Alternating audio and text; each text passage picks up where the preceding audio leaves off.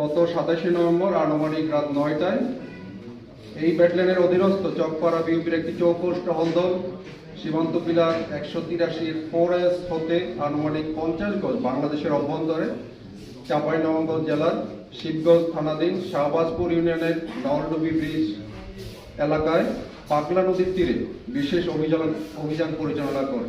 উক্ত অভিযানে টহল দল মালিকবিহীন 3টি বিদেশি one shooter gun 6 round ammunition উদ্ধার করে।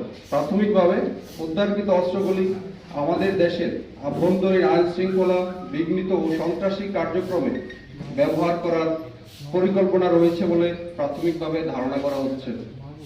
উদ্ধারকৃত অস্ত্রগুলি সাধারণ ডায়েরি করত চাঁপাইনবাবগঞ্জ শিবগঞ্জ থানায় হস্তান্তর কার্যক্রম প্রক্রিয়াধীন রয়েছে।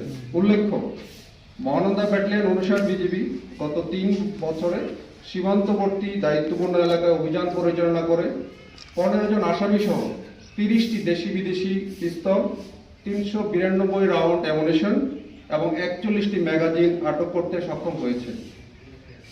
অস্ত্র, গোলাবারুদ, মাদক চোরাচালানের বিরুদ্ধে জিরো টলারেন্স নীতি বাস্তবায়নের লক্ষ্যে সীমান্ত এলাকায় অপারেশনাল কার্যক্রম বৃদ্ধি করা সহ বিশেষ টহল পরিচালনা করা হচ্ছে, যা ভবিষ্যতে চলমান থাকবে। ধন্যবাদ সবাইকে।